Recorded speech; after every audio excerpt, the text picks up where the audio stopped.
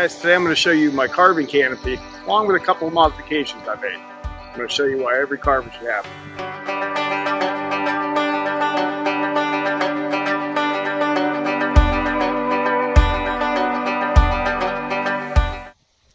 Now, I guess before I really get into this canopy and why I went with this style or this brand, I should back up a little and tell you about my original tent that I had for carving. It's built as an outdoor garage tent, so it is made supposedly to withstand high winds and storms and such and such. And I really did like it. I enjoyed this tent right up until the first high wind storm we had, and then, well, this will show you what happened to it.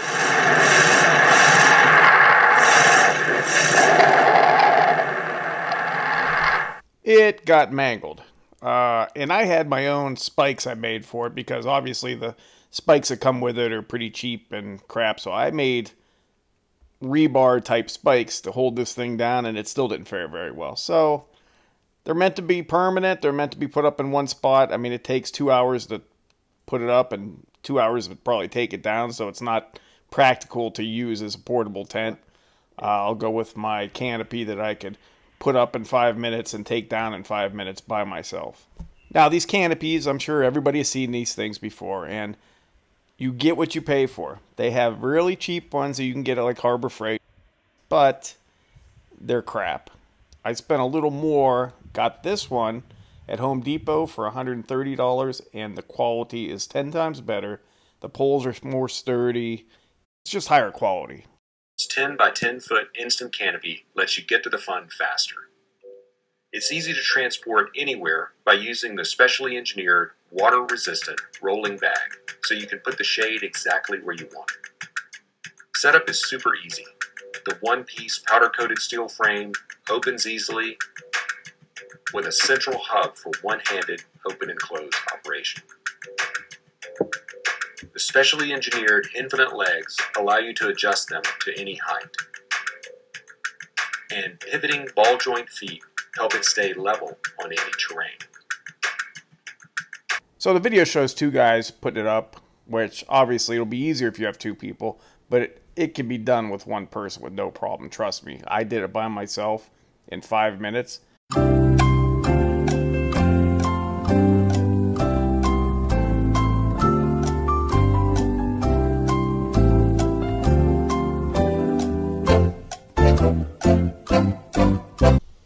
Now, the first modification I did on this pop-up tent was make my own tent spikes. Just get some straight, thin metal bar and bend them into hooks, you know. Way better than the plastic crappy tent spikes that come with any of these pop-up tents. Make your own. It'll be worth it in the long run, trust me.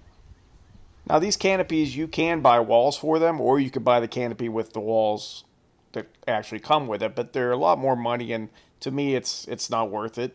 I went with the Harbor Freight sunblocker mesh just because I like the fact that the air flows through it and it blocks out the sun, and then you could move it around to whatever side the sun's at the time. But I just, you know, I think it's better to have the air flow through it, especially if you're with the sawdust and stuff blowing around. If you have an enclosed tent, then you're going to be choking on sawdust.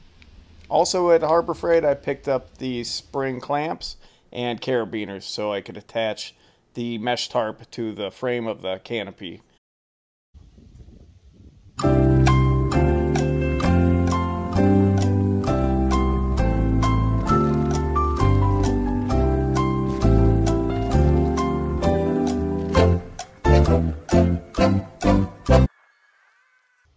So see the carabiners through the eye holes in the mesh tarp to the frame, and then the clamps to stretch the tarp around the poles, and it holds it good and lets the airflow go through it, and boom. And then you could move that thing, depending on where you're at or where the sun's at, you could just unhook it, put it on a different side of the tent, or just rotate the tent around to keep the sun off you and still be able to breathe, and not inside an enclosed tent where it gets really hot and muggy and humid. So it just gives you that freedom.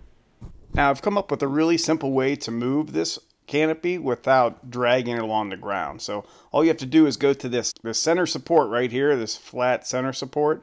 I'm using a pry bar, but you could use probably a broom or a 2x4 or anything, and you just brace against that, lift up in the middle, and it evenly distributes the weight around so you're not dragging it. You can just pick it up and walk with it wherever you want to set it down. If you don't want to be dragging it, because you're going to weaken the legs and maybe break them. So this is a simple way to move it, and it works out great, you know. And for the 10 by 10 version, you really can't go wrong. There's a ton of space inside. You've got plenty of room. You're not all cramped. There's 8 foot of clearance. I think from the center point to the ground, it's like 8 foot tall. So you could be underneath there on a ladder carving if you wanted to. And it's, man, it's a lifesaver for keeping you out of the rain, keeping you out of the direct sunlight. And with the mesh walls, it lets the air flow through there so you're not choking on sawdust the whole time like you would in an enclosed tent of the same size. So definitely recommend making your own tent spikes. Don't go with the cheap plastic ones it comes with. Get some metal rods, bend them into hooks, and use those as your spikes. And also check the weather. You don't want to be out trying to set this thing up in high winds and stuff like that. It'll prolong the life of it immensely if you pay attention to the weather. Trust me. All right? I hope that helped. Happy carving, guys.